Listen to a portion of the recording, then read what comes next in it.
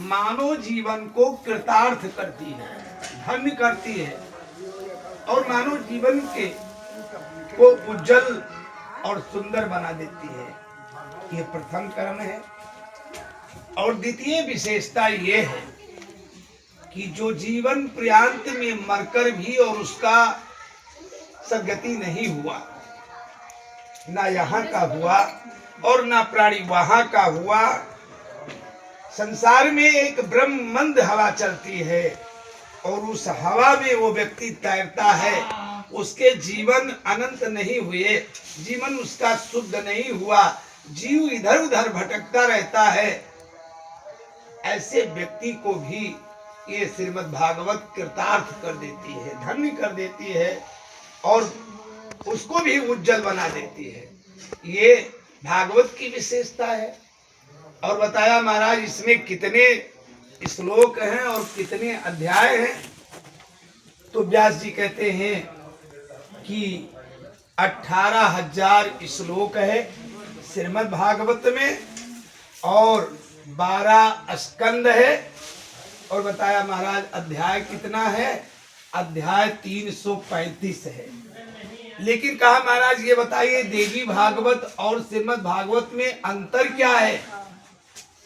क्यों देवी भागवत लोग सुनते हैं, श्रीमद् भागवत को न श्रवण करने के पश्चात देवी भागवत को क्यों लोग श्रवण करते हैं? तो बताया कि महाराज अंतर ये है, देवी भागवत का अंतर ये है।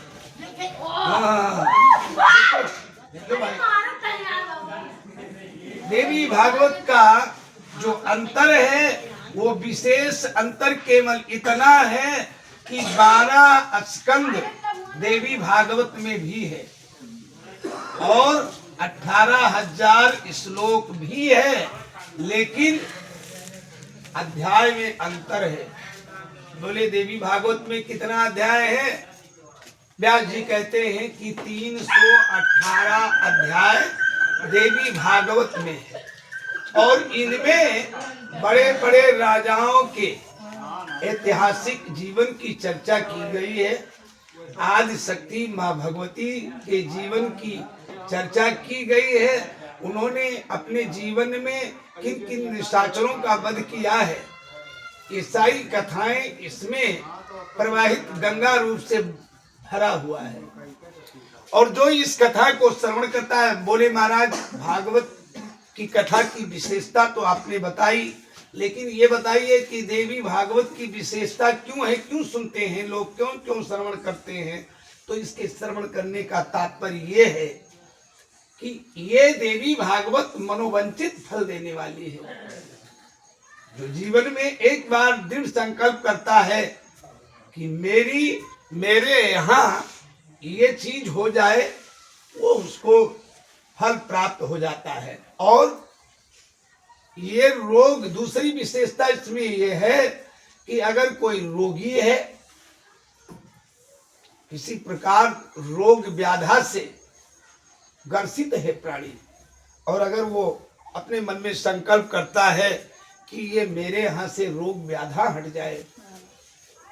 तीसरी कामना इसमें यह है कि अगर पुत्र की प्राप्ति नहीं हो रही है तो अगर संकल्प लेता है जन कि हमारे यहाँ पुत्र की प्राप्ति हो जाए, तो ये सारे कर्म इसमें संपूर्ण रूप से पाया गया है। और इसलिए लोग देवी भागवत को प्रेम पूर्वक श्रद्धा पूर्वक श्रवण करते हैं। ये मनोवंचित फल देने वाली देवी भागवत है। और इसी क्रम में माँ भगवती आद्या शक्ति दुर्गा ने महिषासुर का वध किया है।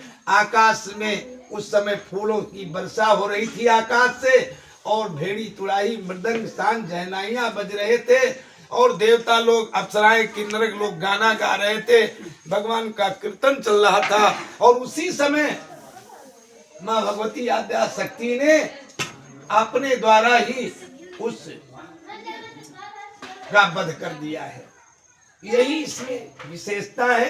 बोलिए आद्या शक्ति ब्रह्मा भगवती की जय। पढ़ दो।